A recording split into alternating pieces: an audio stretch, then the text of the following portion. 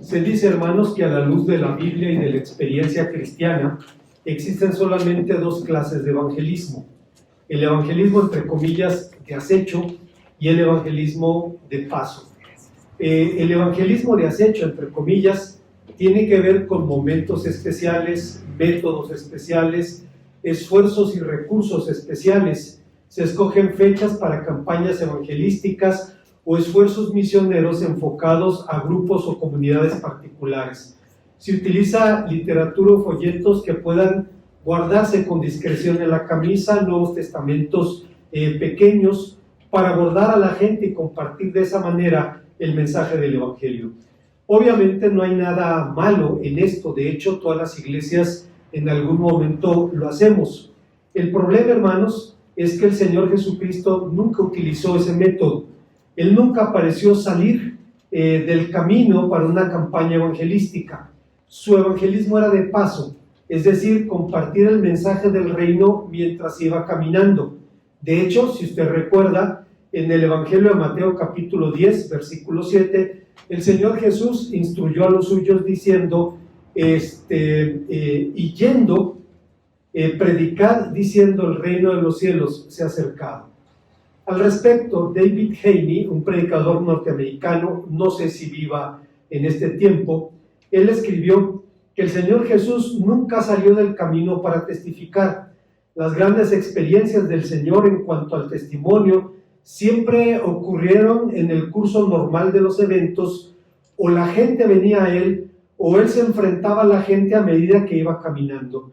El testimonio surgía naturalmente del encuentro y del diálogo con la gente. Se encontró con la samaritana, con el endemoniado gadareno, la mujer que tocó su manto, con Zaqueo, etc.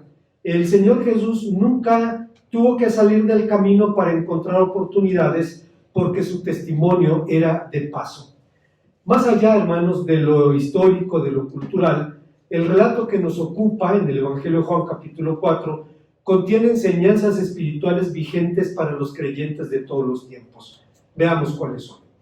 Antes, hermanos, de pensar en las enseñanzas de este pasaje, debo decir que el Evangelio según San Juan es distinto a los llamados evangelios sinópticos, en el sentido de que no sigue necesariamente una lógica cronológica, no busca seguir la secuencia de los acontecimientos de la vida y ministerio del Señor Jesús, sino que se centra en interpretar los eventos y las enseñanzas de la vida del Maestro. Y en este pasaje en particular tenemos una historia singular del encuentro del Señor Jesús con una mujer samaritana, encuentro del cual se derivan cuando menos 3 enseñanzas. El pasaje nos habla, hermanos, de un viaje necesario a Samaria y nos dice, en primer lugar, que era necesario para el perdón de una mujer. El doctor Patricio Carter, que era profesor y director del seminario de Lomas Verdes, decía que si la Biblia es nuestro alimento espiritual, debemos nutrirnos de ella como lo hacemos también de los alimentos materiales. Decía que en la Biblia hay textos de manzana, textos de naranja y textos de papas con carne. Para comer una manzana necesitamos solamente una buena dentadura. Usted toma la manzana y le pega la mordida si su herramienta dental se lo permite. Y entonces puede disfrutar sin ninguna otra preparación. Es diferente, hermanos, con una naranja. Es necesario quitarle la piel, la cáscara, es necesario quitar esa corteza de celulosa que cubre a la naranja, separar los gajos para ir a lo que nos interesa, y es precisamente el jugo. Y respecto a las papas con carne, aunque cada quien tiene su propia receta, lo cierto es que es necesario prepararlos, cocinarlos, dedicarles tiempo, condimentarlos, para finalmente poder asimilar esos alimentos. Lo mismo nos sucede, hermanos, con la palabra de Dios. Hay textos de manzana: el Señor es mi pastor y nada me faltará. ¿Qué necesito saber? ¿Qué necesito entender o conocer para aceptar simplemente la promesa de que el Señor es nuestro pastor y se compromete a ser un pastor generoso, cuidadoso, ocupado de nuestras necesidades? Hay una situación diferente en otros pasajes en donde tenemos que separar algunos elementos, el caso de este relato, porque judíos y samaritanos no se tratan entre sí, y entonces empezamos a quitar las capas de la cultura y de las características de la interacción de estos pueblos para llegar finalmente al mensaje que nos interesa. Y respecto a los pasajes de papas con carne, son aquellos pasajes que tienen que ser cocinados en oración, tienen que ser cocinados en la experiencia cristiana, y en algún momento, y pueden pasar incluso años, para que podamos llegar al punto de entender y recibir la bendición de nutrirnos de ese pasaje en particular. Decimos esto, hermanos, en función del texto que nos ocupa. El relato principia diciendo que al Señor Jesús le era necesario pasar por Samaria. Antes de esto, debo decir que estos encuentros del Señor Jesús, creo yo, son más representativos que exhaustivos.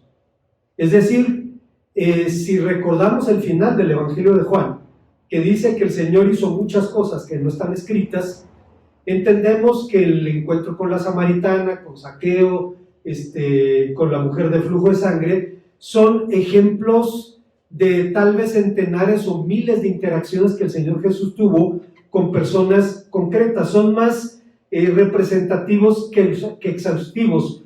Son ejemplos de la forma como el Señor buscaba y sigue buscando a los mortales. Dice el pasaje que le era necesario pasar por Samaria, y para entender el significado de esta afirmación debemos empezar por las definiciones. De forma muy general, debemos decir que una necesidad, entre comillas, es la falta de objetos o afectos de índole emocional imprescindibles para subsistir, o la carencia de satisfactores o bienes primarios que provocan hambre o algún tipo de desequilibrio. En la lengua del Nuevo Testamento, la palabra ser necesario es una partícula, edi, es una forma verbal impersonal que dirige su significación concreta a la dependencia del poder que suscita esa necesidad. La segunda pregunta que surge del relato es: ¿por qué al Señor Jesús le era necesario pasar por Samaria? Porque estrictamente hablando no era el único camino. Había cuando menos 3 caminos para ir de Galilea a Judea. Samaria estaba en medio. Un camino era cruzar el río Jordán, atravesar la región de Perea, bajar hasta el límite sur de Perea y entrar al territorio de Judea sin tener contacto con los samaritanos. Había otras formas de llegar allí. Otra era, por ejemplo, seguir la línea costera en el Mediterráneo y a la altura de Judea, ingresar de esa manera en el territorio judío. Sin embargo, hermanos, encontramos que el pasaje dice que al Señor Jesús le era necesario pasar por Samaria. Su necesidad no la dictaba la naturaleza geográfica, era una necesidad divina. Tenía que pasar por Samaria por razones estrictamente espirituales. Tenía que pasar por allí por una orden del Padre Celestial. ¿Cuál era esa orden? Salir al encuentro de una mujer que necesitaba perdón. Si nos ceñimos a esto, hermanos, todos nosotros somos samaritanos,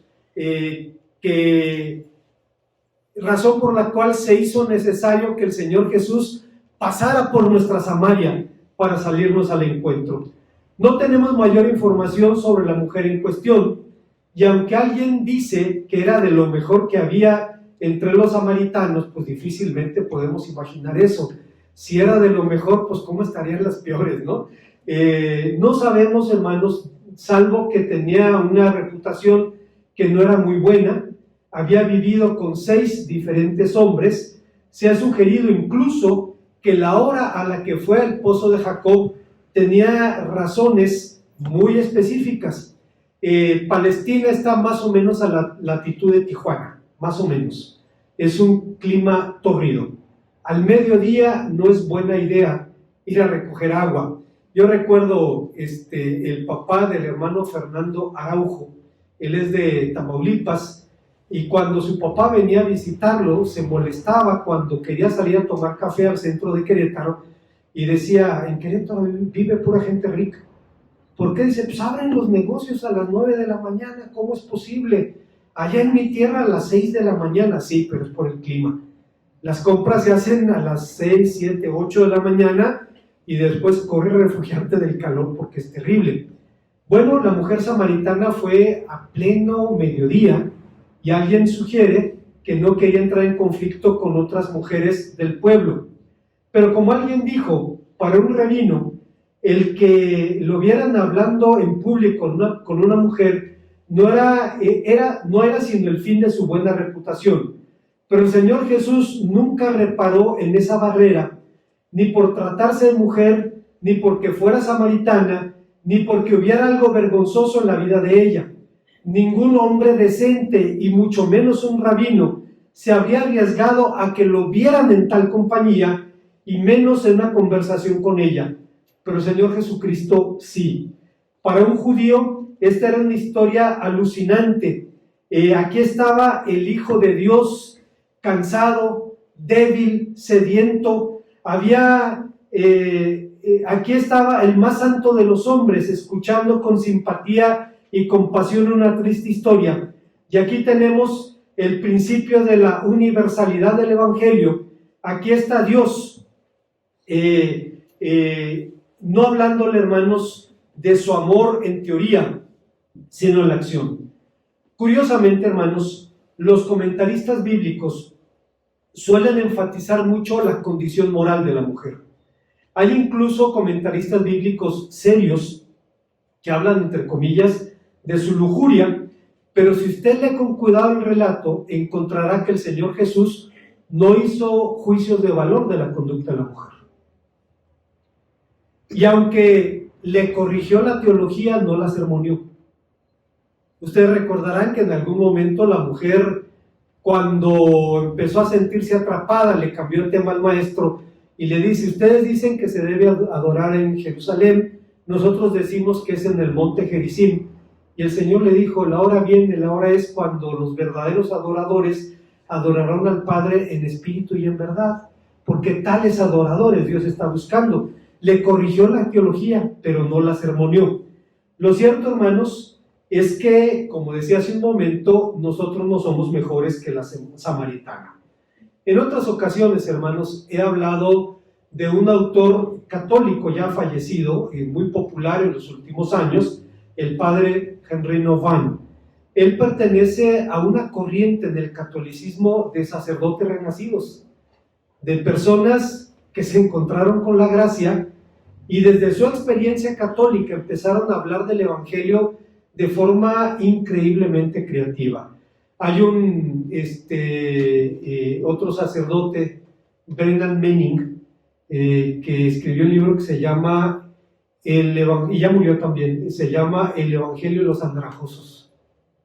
Y además una obra monumental de hombres que descubren la gracia.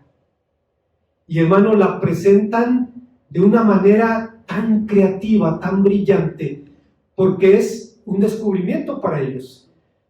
Para bien o para mal, nos acostumbramos a la gracia, hermanos, y la damos por sentada. Sabemos que Dios es así. Pero, hermanos, Henry Nouwen decía, he hablado de su historia, era un sacerdote, profesor de Yale, de Harvard y de Notre Dame, una vaca sagrada. Lo invitaron a predicar a un culto de capilla en el Arca, que es una institución para cuidado de enfermos mentales. Tenía que predicarles a un grupo de loquitos y a sus cuidadores. Pero en ese lugar tuvo una experiencia que cambió su vida. En una puerta vio un póster del retrato o el cuadro del hijo pródigo de Rembrandt y preguntó por esa pintura. Le impactó mucho, le intrigaba, y le dijeron que era de Rembrandt, el primer pintor protestante famoso en Europa después de la Reforma. Y bueno, atendió su compromiso, pero se quedó inquieto por esa imagen. Le dijeron que estaba en el Hermitage, en Leningrado, en la antigua Unión Soviética, y en la primera oportunidad oportunidad que tuvo de ir a la Unión Soviética fue a ese museo y una amiga suya y movió sus influencias para que le permitieran estar solo en la sala donde estaba la pintura. Él dice que estuvo allí parado horas y mientras el sol se iba moviendo y la luz iba cambiando, le permitía ver detalles en el cuadro que no se veían a simple vista. Lo veía, oraba, no sabía por qué, lo veía, oraba, hasta que llegó una mujer rusa, gruesa, con una escoba y una cubeta y lo sacó a escobazos porque era la hora de hacer el aseo allí. El hombre salió y al otro día a la misma hora estaba parado frente a ese cuadro. Al principio, hermanos, decía que se sentía fascinado por el hijo pródigo y se identificaba con él. Se lo dijo a un amigo y su amigo le dijo: me pregunto más bien si no serás el hermano mayor. Aturdido, Nován diría después: estas palabras abrieron espacio nuevo dentro de mí. Francamente nunca me había visto como el hermano mayor, pero una vez que me enfrenté a esa posibilidad, miles de ideas comenzaron a darme vuelta por la cabeza. Lo primero que pensé es que efectivamente yo era el mayor de mis hermanos. Después caí en cuenta de cuán obediente había sido a lo largo de mi vida. Cuando tenía 6 años quería ser sacerdote y nunca cambié de opinión. Nací, fui bautizado, confirmado y ordenado en la misma iglesia y siempre obedecí a mis padres, a mis profesores, a mis obispos y a mi Dios. Nunca me fui de la casa, jamás perdí el tiempo malgastando el dinero en búsquedas sensuales y tampoco había embotado mi corazón con exceso de comida, embriaguez y por las preocupaciones de la vida. Durante toda mi vida fui responsable, tradicional, hogareño, con todo. Había estado tan perdido como el hermano menor. De repente me vi de una manera totalmente nueva. Vi mis celos, mi cojera, mi susceptibilidad, mi cabeza dura, mi resentimiento y sobre todo mi sutil fariseísmo. Vi lo mucho que me quejaba y comprobé que parte de mis pensamientos y de mis sentimientos eran controlados por mi resentimiento. Por un momento me pareció imposible que alguna vez hubiera pensado en mí como el hermano menor. Con toda seguridad, yo era el hijo mayor, pero había estado tan perdido como su hermano, aunque nunca se había ido de la casa. Había trabajado mucho en la granja de mi padre, pero nunca disfruté completamente estar en casa con él. En vez de ser agradecido por los privilegios que había recibido, me había convertido en una persona resentida, celosa con mis hermanos y hermanas menores que corrían sus riesgos y a pesar de todo, siempre eran recibidos calurosamente. Hermanos, es una confesión muy sincera de un hombre que se ve y cuando se ve desde el Evangelio no le gusta lo que ve allí. No le gusta lo que ve allí. La palabra de Dios es para eso, para confrontarnos y para llevarnos a la necesidad de la gracia. Hay una segunda idea que encontramos en el pasaje. El texto nos dice, estamos hablando de un viaje necesario por Samaria, y el texto nos dice que este viaje era necesario para reconciliación de 2 pueblos. Este relato ha desafiado y estimulado a los intérpretes del Evangelio a lo largo de los siglos.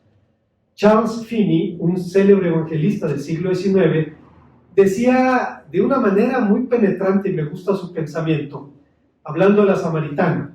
Dice: primero vio a un hombre sediento, es lo primero que vio. Luego vio a un judío, luego un rabino, después un profeta y finalmente el Mesías.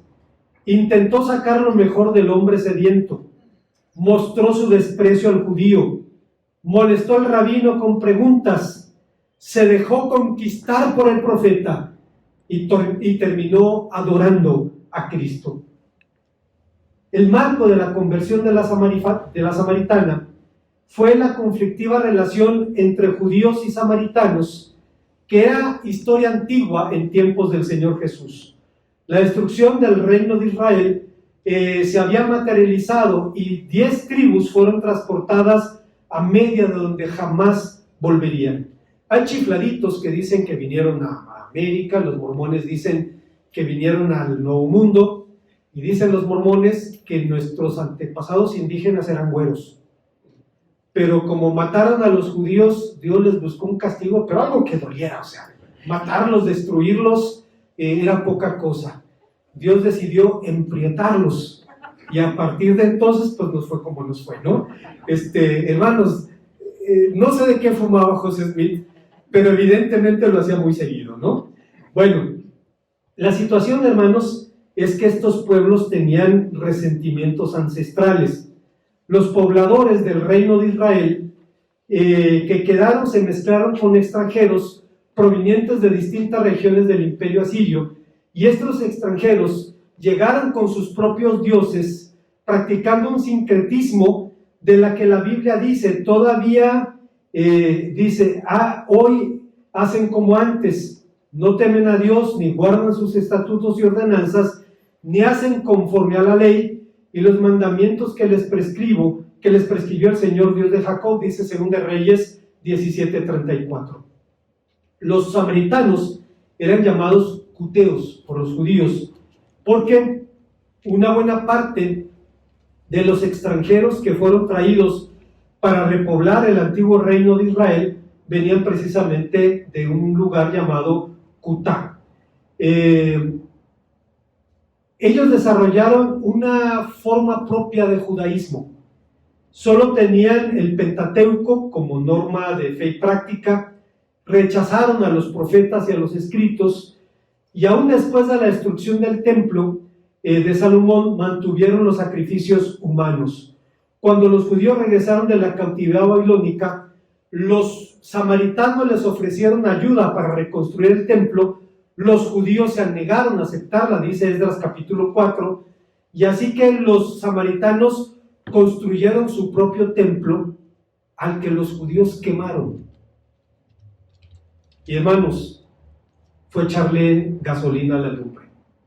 Los samaritanos llegaron con huesos de muertos y los arrojaron dentro del templo judío, y lo demás es historia. Es decir, empezó a crear una escalada de violencia entre ambos. Debo decirles algo, hermanos. Los samaritanos, creo que ahorita son unos cuantos cientos, 200, 400, no sé ahora. Cuando yo era nuevo creyente eran como 3,000, 4,000, pero ahora son cientos. Están en un callejón genético por la endogamia. Se casan primos con primos, con primos, con primos, con primos, y tienen problemas endogámicos terribles. Y ahora están casándose con mujeres judías. Después de todo, también son judíos. Y ahora en matrimonios mixtos, entre comillas, se casan con mujeres judías para salvarse de la extinción. Sencillamente están en esa situación. Volviendo a nuestro asunto. En tiempos del Nuevo Testamento, los rencores entre ambos pueblos eran alimentados por los recuerdos del pasado y los conflictos del presente. Podemos preguntarnos quién fue más responsable en el conflicto, pero hermanos, hacer eso sería quedarnos en el pasado. La pregunta es más bien, ¿cómo curar heridas ancestrales? ¿Cómo desvanecer cicatrices viejas? Creo que la respuesta a esta pregunta se encuentra en la gracia, es decir, en la capacidad que Dios genera en el corazón de recibir y de dar perdón. En el Sermón del Monte, el Señor Jesús dice en Mateo 5:6, bienaventurados los misericordiosos, porque ellos alcanzarán misericordia. Los misericordiosos no son personas dotadas con un corazón compasivo, son pecadores que han sido tratados con misericordia y por tanto aplican la misma norma. Han recibido de gracia y tienen que dar también de gracia.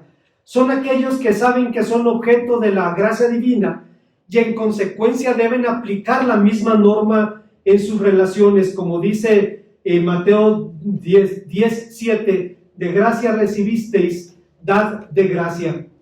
No es mero idealismo, hermanos. No se trata de palabras bonitas. Hace poco comentaba de una experiencia que pudo salvar la integridad de Sudáfrica como una sola república y guardarla de la guerra civil.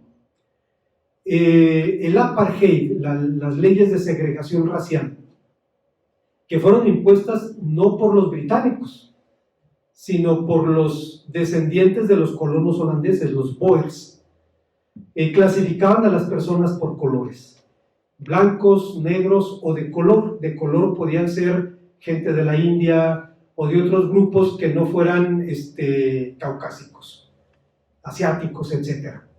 Y la ley dictaba dónde una persona podía dormir, dónde podía trabajar, con quién podía o no casarse, etc. Cuando la mayoría africana empezó a ver que no era justo ese trato y empezaron a protestar, hubo oleadas de violencia. La mayoría de ustedes son muy jóvenes y no se acuerdan de eso, pero los que lo vimos, hermanos, veíamos masacres cometidas por los aparatos represores de la República Sudafricana.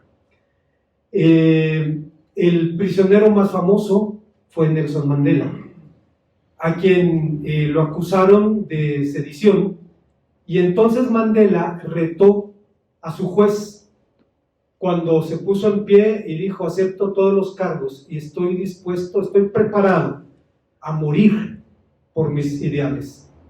El juez entendió: quiere que lo haga mártir, no lo voy a hacer mártir, lo voy a mandar a que se pudra en la cárcel. Pero de pronto Sudáfrica se convirtió en prisionera de un hombre, de Nelson Mandela.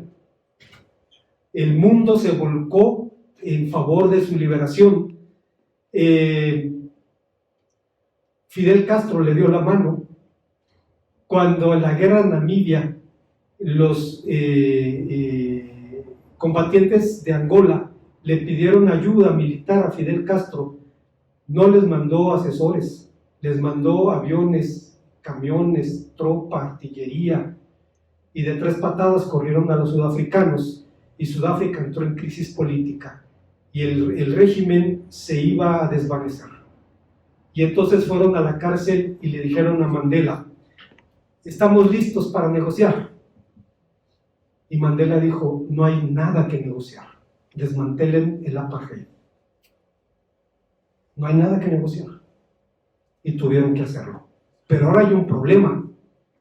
La mayoría negra quiere venganza y la minoría blanca no quiere perder sus privilegios, que eran los que controlaban la economía y el ejército, nada más. Y entonces un grupo de cristianos, el obispo Desmond Tutu, crearon la Comisión de la Verdad y la Reconciliación, diciendo: sin perdón no hay futuro, pero sin confesión no hay perdón. Si alguien cometió crímenes de lesa humanidad, debe venir y confesarlos delante de los parientes de sus víctimas. Y los parientes de sus víctimas deben perdonarlo.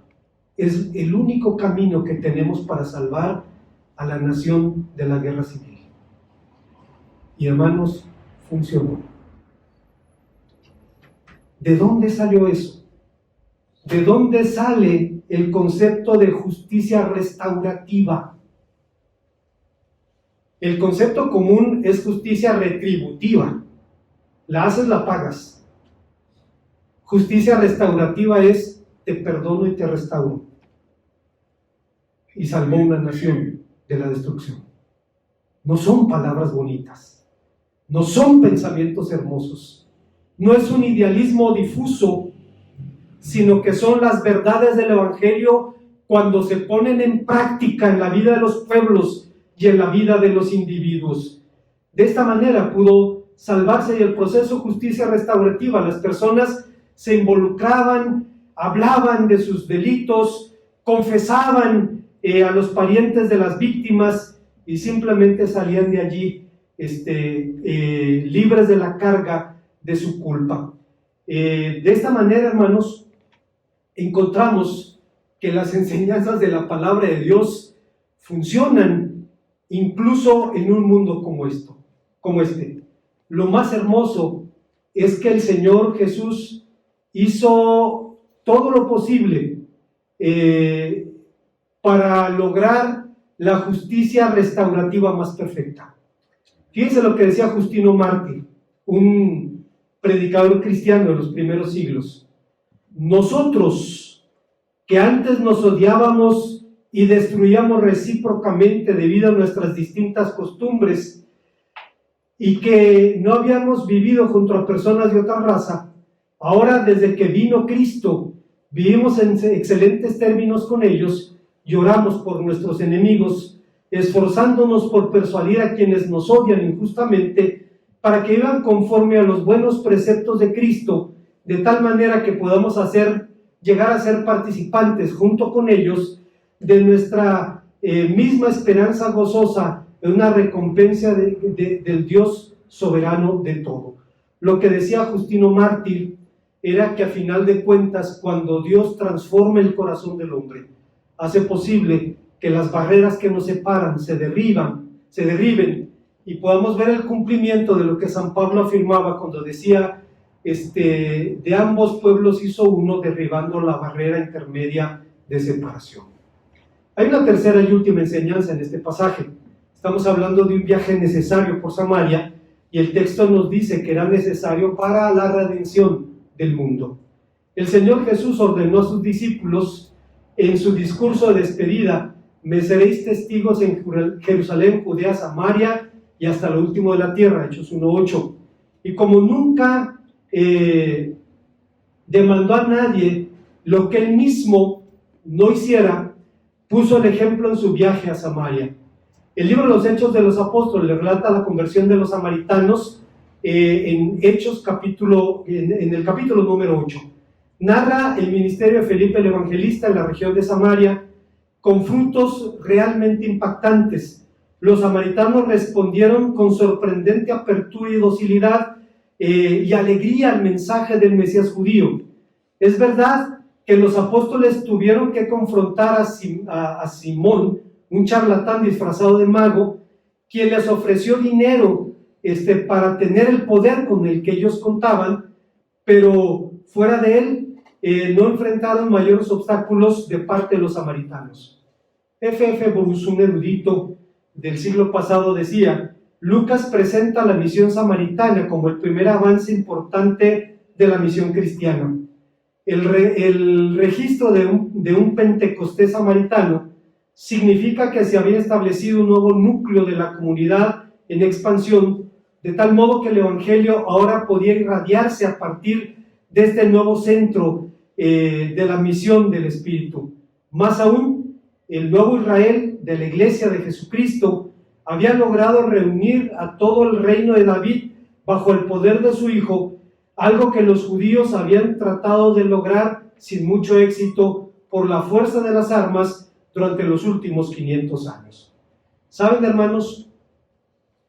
Los judíos nunca intentaron obligar a nadie a la conversión del judaísmo. Fueron muy consistentes, salvo en una excepción. En la época de los macabeos sometieron a los idumeos y los obligaron a judaizarse.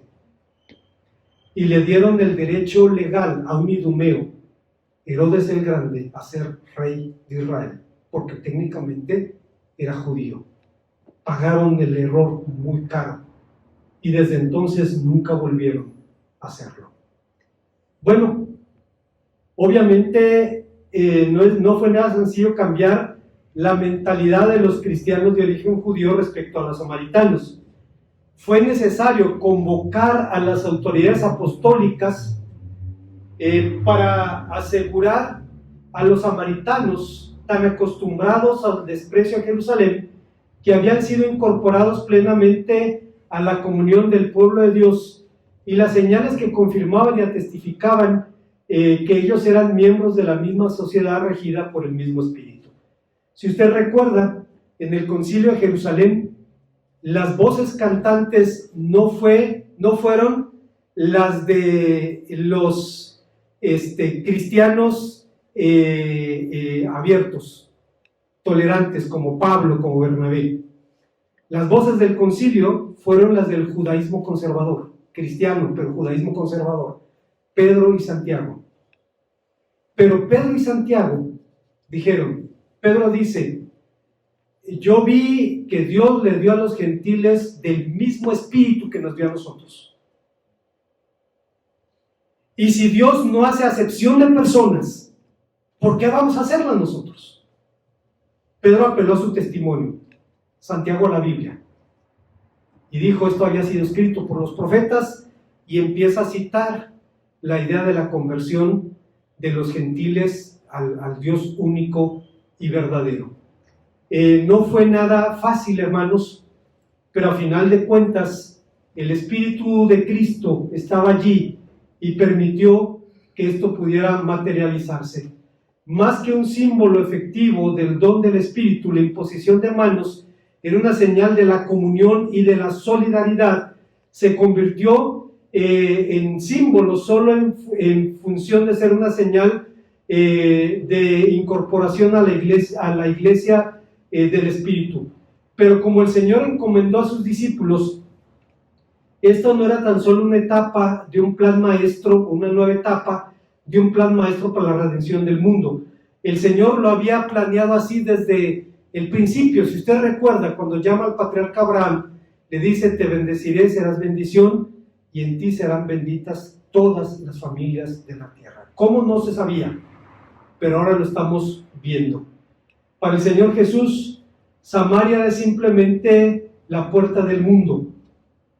De tal manera impactó al mundo que un emperador, Juliano, que no simpatizaba con los cristianos, sino que los consideraba ateos, dio el siguiente testimonio de los cristianos.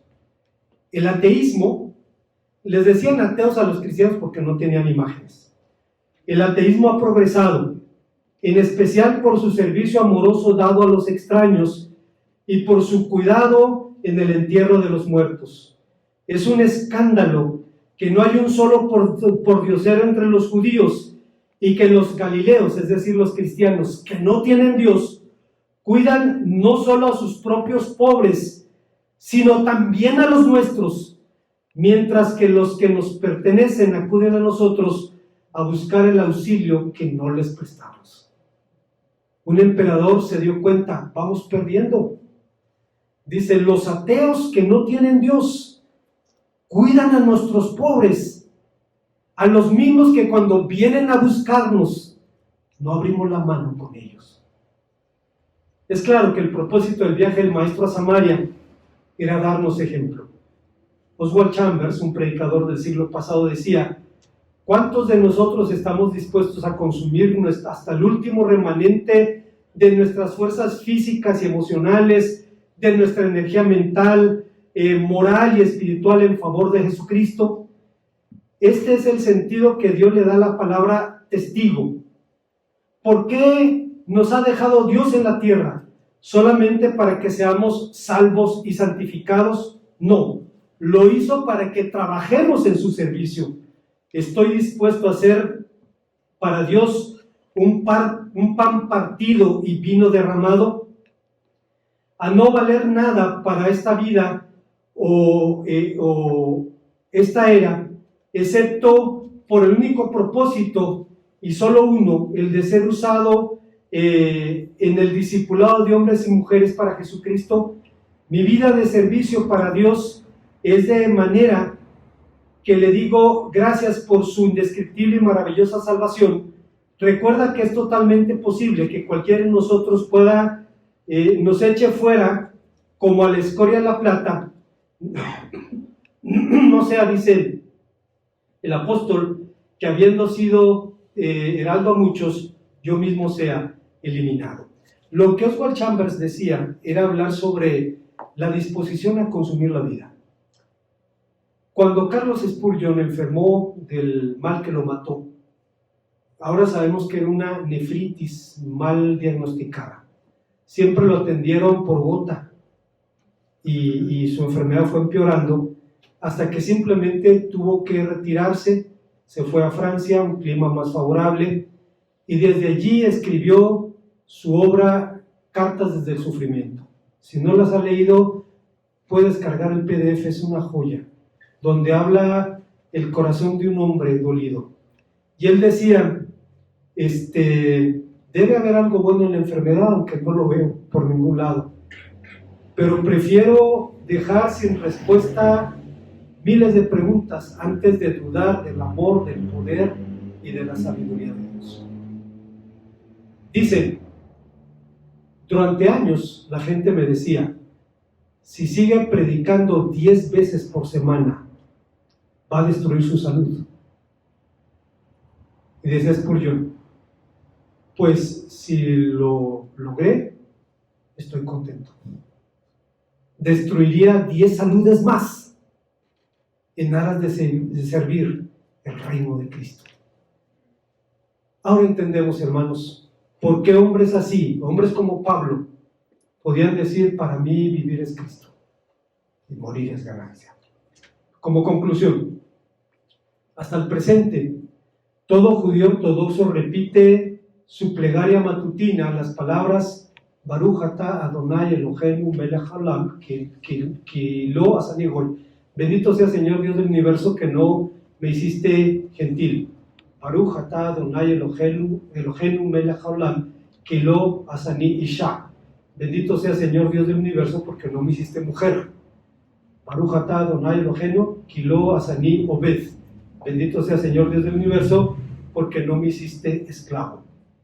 Obviamente esta plegaria no tenía como propósito la segregación, simplemente parte de la innegable realidad de que en este mundo hay desigualdades y aunque el mundo proclama la igualdad para los seres humanos, somos diferentes entre nosotros.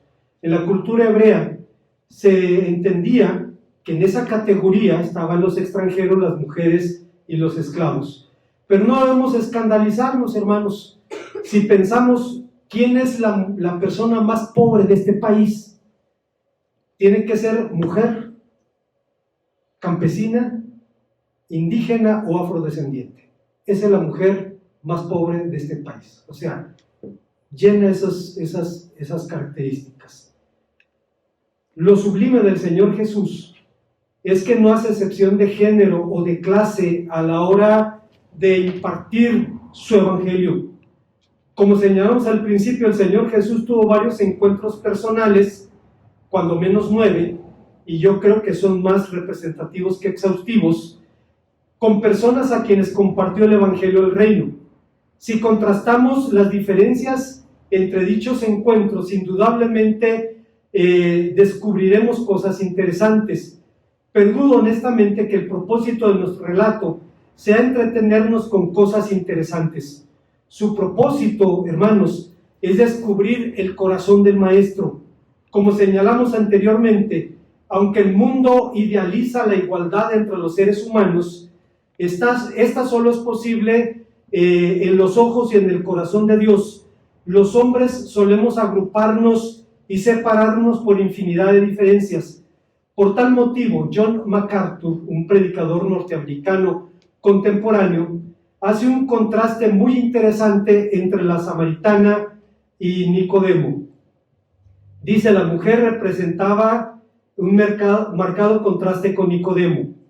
Eran virtualmente opuestos. Nicodemo era judío, ella era samaritana. Él era hombre, ella era mujer. Él era un líder religioso, ella era una mujer adúltera. Él era sabio, ella era ignorante. Él era de la clase alta, ella era más bien de la clase baja, más baja incluso que los marginados de Israel, porque era una mujer samaritana. Él era rico, ella era pobre. Él reconocía a Jesús como maestro, como un enviado a quien Dios había asignado la tarea de venir a este mundo. Difícilmente, hermanos, la mujer samaritana al principio no tenía ni idea de quién era el Señor Jesús. Difícilmente podrían ser más diferentes. Y sin embargo, Dios le salió al encuentro con la misma gracia, con el mismo amor, llevándolos de esa manera a su reino. Ahora, hermanos,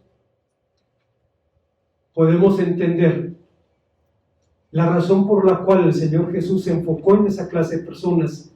Y en Mateo 9:12 dice, los sanos no tienen necesidad de médico, sino los enfermos. Un pasaje interesante, hermanos, intenso, rodeado de eventos culturales, antropológicos, si usted quiere, pero al final de cuentas con un solo mensaje. Es el mensaje de la gracia que un día le salió al encuentro a usted y un día me salió al encuentro a mí, y nos ha traído ahora a ser partícipes de su reino y partícipes en este tiempo de su adoración. Oremos a nuestro Dios. Gracias, Padre Santo, una vez más, porque nos permites venir a tu palabra y vernos en ella, y vernos como Henry Nouwen, como aquel hermano mayor lleno de celos, de envidia, de conflictos, de fariseísmo, y sin embargo también objeto del mismo amor del Padre. Bendito seas por esto, en Cristo Jesús. Amén.